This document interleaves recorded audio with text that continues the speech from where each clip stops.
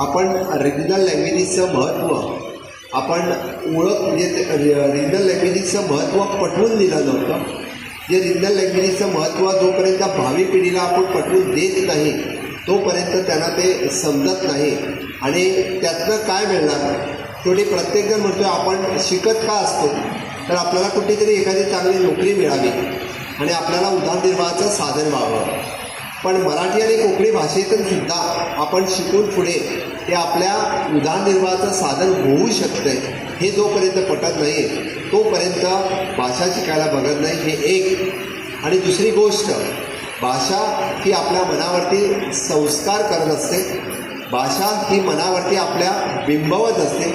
या निमित्तानं आपल्याला कळणारी भाषाच म्हणजे आपण कंटिन्युअसली जर शिकलो, वाचलो, लिहिले तर ते आपल्यामध्ये आपला विचार हे क्लिअर होतात किंवा आपला कन्सेप्ट हा क्लिअर होतो. म्हणजे मी काल मुद्दामून सांगेन की काल मी म्हणजे कोडिंग आणि रोबोटिक एज्युकेशन जे आम्ही आपल्या गोव्यामध्ये मी माझ्या टेनियरमध्ये 2021मध्ये इंट्रोड्यूस केलं आणि संपूर्ण राज्यामध्ये आतापर्यंत आपण कॉम्प्युटर एज्युकेशन शिकत होतो पण कोडिंग आणि रोबोटिक ही ॲडव्हान्स टेक्नॉलॉजी जी आत्ता मुलांना शिकायला पाहिजे ती आम्ही हायस्कूलमध्ये इंट्रोड्यूस केली आणि त्यांना त्याचे लागणारे सगळे इक्विपमेंट्स म्हणजे कोडिंग आणि रोबोटिकसाठी लागणारे small equipments approximately 1.5 lakh rupees in each school 480 स्कूलामध्ये आम्ही डिस्ट्रीब्यूट केले. आपण देशामध्ये झालं ते पण सांगतो. तुम्ही म्हणणार ह्याला आणि त्याला संबंध काय आहे. त्याला खूप चांगला संबंध आहे. कारण काल मी एक्झिबिशन बघत असताना आपल्या पेडणे गावातील एक मुलगा ते निव्वळ कोडिंग आणि रोबोटिक मला समजावून सांगत होता.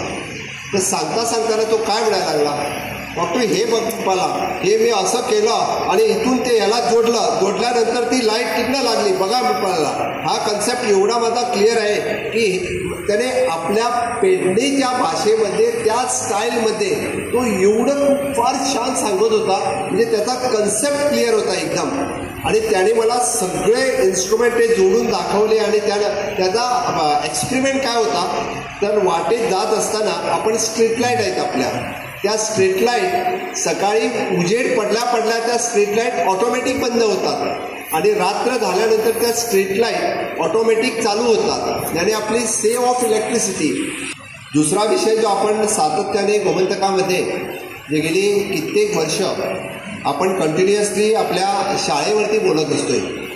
प्रत्येक वेळी दरवर्षी आमच्या एक 10-15 शाळा मराठी शाळा बंद होतात आणि बंद झाल्यानंतर बरेच जण आरोप सरकारवरती करतात. सरकारने 15 शाळा यावर्षी बंद केल्या. आता सरकार शाळा बंद करणार म्हणजे काय करणार. मुलंच येत नाही तर सरकार काय करणार आहे.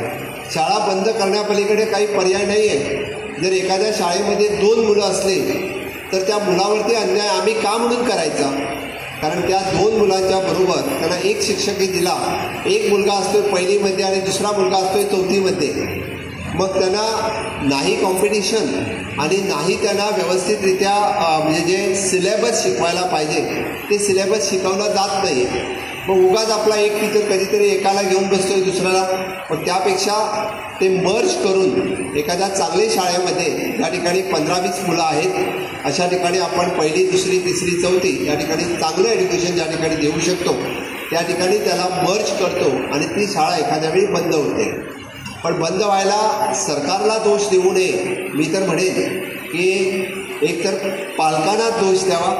कारण त्या शाळा आपण बऱ्याच वेळी सगळ्या जणांना इंग्लिश मिडियमचा फेड झाल्या कारणाने म्हणजे आपलं मूल हे इंग्लिश माध्यमामध्ये इंग्लिश मिडियममध्येच जायला पाहिजे हा जो अट्टास असतोय तो अट्टास धरून मुलं बऱ्याच वेळी पालक त्या मुलांना इंग्लिश मिडियममध्ये पाठवतात. आता तर मी योगायोगाने कित्येक बरेच पॅरेंट्स मला सांगतात नाही त्याला कोकणी पण येत नाही आणि मराठी पण येत नाही. मी म्हटलं तो कुठं जन्माला आला आहे. अमेरिकेत तर नाही ना. आहे म्हणजे खोटं सांगत नाही मी. गोव्यासारख्या आपल्या राज्यात पॅरेंट्स निव्वळ म्हणजे आपले संस्कृतीमध्ये निव्वळ कोकणी मराठी आमच्याशी बोलतात. मग घरातील मुलाला कोकणी आणि मराठी येत नाही आहे ही आश्चर्याची गोष्ट आहे. म्हणजे याहून तुम्ही पुढे बघा म्हणजे काय परिस्थिती येणार आहे ती. त्यामुळे नो डाऊट इंग्लिश शिकावं 100%. we should not only the English, but our child should know more than the 5-6 languages, French, Portugal, ज्या अरेबिक, ज्या भाषा शिकता याव्यात तेवढ्या भाषा शिकाव्या. कारण ह्या भाषा जोपर्यंत आपण शिकत नाही तोपर्यंत आपण जगभ्रमण करू शकणार नाही आहे. त्यामुळे जेवढ्या भाषा शिकाव्यात तेवढ्या भाषा कमी, पण त्याबरोबर आपली स्वतःची भाषा ही यायलाच पाहिजे. स्वतःच्या भाषेवरचा कन्सेप्ट आपला क्लिअर असायला पाहिजे. त्यामुळे कुठल्याही प्राथमिक शाळेवरती आजपर्यंत सरकारने अन्याय केलेला नाही आहे. आजही आम्ही म्हणजे इंग्लिश मिडियमच्या शाळेला परमिशन देत नाही आहोत. परत सांगतो, ग्रँटीड एड स्कूलला इंग्लिशमध्ये सरकार परमिशन देत नाही आहे. फक्त आणि फक्त मराठी आणि कोकणी ज्या शाळांना परमिशन मागतात त्याच शाळांना आम्ही परमिशन देतोय. अदरवाईज कोणतरी म्हणजे ग्रँटीड एड न घेता किंवा CBSE बोर्ड, कुठला फॉरेन बोर्ड अशा बोर्डला परमिशन सिटी एरियामध्ये घेतात. त्यामुळे सरकारवरती दोष न देता आपण आपल्या प्रायमरी शाळा कशा पद्धतीने सक्षम आणि चांगल्या पद्धतीने कराव्या, म्हणजे एवढ्याचवरती नाही तर आपल्या प्राथमिक शाळेमध्ये जेवढे टीचर्स आहेत त्यांना वेगवेगळ्या बाबतीत त्यांना ट्रेन करायचं काम एक 2-3 NGO मार्फत आम्ही करतोय. आणि मी आमच्या गोवा मराठी अकादमी, कोकणी मराठी अकादमी यांच्या कार्यक्रमाविषयी मी बोलत नाही आहे. त्यासाठी मी सांगितलं, इथं आल्या नरेश सावळ खूप मोठमोठ्याने बोलत होते की नो डाऊट त्याने ठराव विधानसभेमध्ये ते आमदार असताना मांडला होता, मराठी राज्यभाषा झाली पाहिजे म्हणून. कोकणी ही राज्य म्हणजे मी मुद्दामून उल्लेख करेन कारण प्रांत आधारित, भाषा आधारित त्यावेळी राज्य निर्मिती झाली होती. म्हणजे भाषेच्या वरती आधारित अशी प्रांत निर्मिती झाली आणि त्यात भाषा आधारित त्यावेळी झाली. त्यावेळी गोवा स्वतंत्र झाला नव्हता आणि गोवा स्वतंत्र न झाल्याकारणाने गोवा वेगळा पण राहिला होता. आणि गोवा वेगळा राहायला पाहिजे हा नंतरचा 1961 पासून 67पर्यंत सगळा इतिहास आपल्याला माहिती आहे. ओपिनियन पोल हा आपल्या सगळ्यांना माहिती आहे. आणि भाषेच्या आधारावरती गोवा हे वेगळं राज्य, कोकणी या भाषेच्या आधारावरती गोवा हे वेगळं राज्य त्यावेळी ठरवलं गेलं.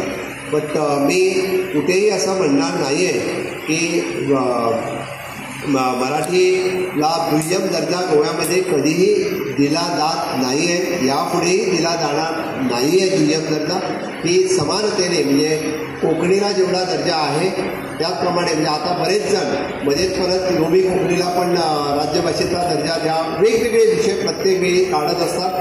मी काही त्याच्यावरती म्हणजे मला कुठलाही विषय पॉलिटिसाईज करायचा पण नाही आहे. पण आत्ताच्या घडीला आपण जर एखादं वातावरण निर्मिती केली, आपण जर एखादा त्या दृष्टीने म्हणजे भावी पिढीच्या निर्माणासाठी अशा पद्धतीच्या कार्यक्रमाच्या निर्मितीने म्हणा किंवा वेगवेगळ्या साहित्यिक एकत्र येऊन तर आपण खूप चांगल्या पद्धतीने या राज्यामध्ये कोकणी आणि मराठी ही बरोबरीने समानतेने गेली कित्येक वर्ष, म्हणजे फक्त 1961 पासून म्हणणार नाही मी, पोर्तुगीजकालीन सुद्धा समानतेने लोक कोकणी बोलतात, मराठी वाचतात, मराठी लिहितात. पण आपण मुद्दामून सांगतोय की माझ्या टेन्युअरच्या काळामध्ये जर आपण मराठी पत्र माझ्या राज्यभाषा संचालनाला जर दिलं तर तुम्हाला उत्तर मराठी भाषेतूनच मिळणार एवढं मी हक्काने सांगू शकतो.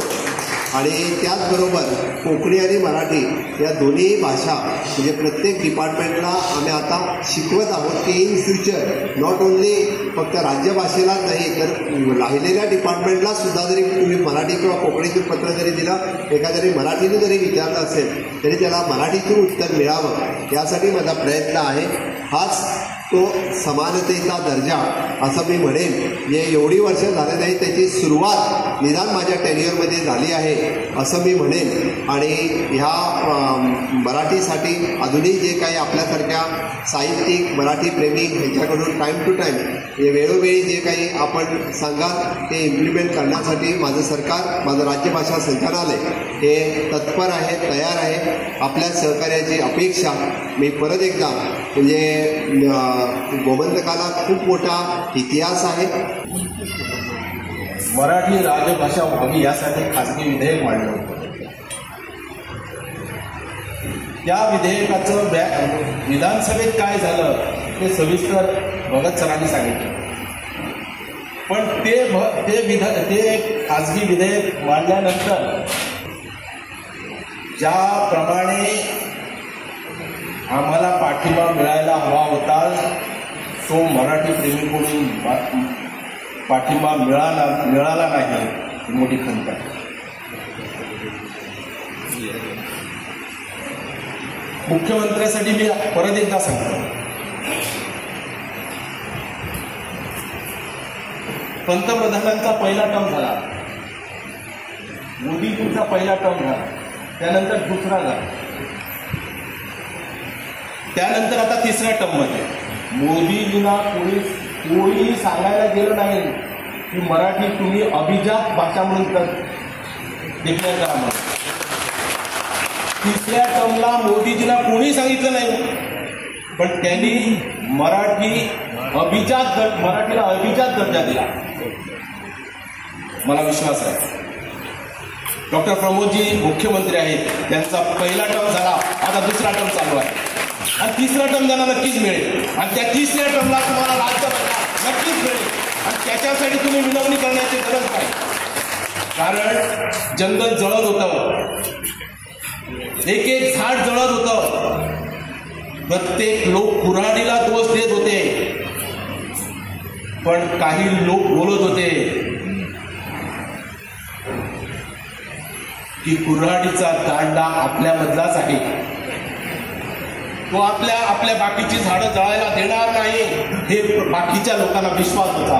त्या बऱ्याच लोकांना विश्वास आहे की मुख्यमंत्री प्रमोद सावंत हे काम नक्कीच करणार, त्यांना ती सुबुद्धी होणार, त्यांच्याबरोबर इतर लोकही राहणार. वेळ प्रसंगी आम्ही निवडून आलो तर आम्ही त्यांच्यासोबत राहू, त्याच्यासाठी तुम्ही काम करा. एवढंच सांगतो. वेळ बराच झालेला आहे, तुम्हाला सगळ्यांना शुभेच्छा देतो. परत एकदा तुम्हाला विनंती करतो की तुम्ही कृतीशील राहा. तुमच्या घरी जेव्हा नोंदणी किंवा सर्व्हेसाठी जेव्हा लोक येतात, सरकारी लोक येतात, तेव्हा तुम्हाला ते बाकीचे तुमचं सगळं सविस्तर माहिती घेतल्यानंतर तुम्हाला विचारतात की तुमच्या घरी कुठली भाषा बोलतात.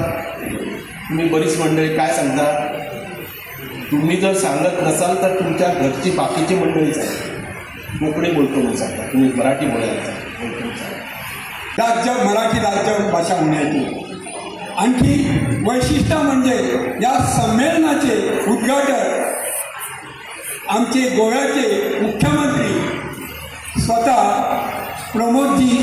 डॉक्टर प्रमोदजी सावंत आहे आणि ते स्वतः मराठी प्रेमी आहे. यातच आम्हाला सर्व काही मिळालेले आहे. Subscribe Prudent social media channel and press bell icon for latest notifications.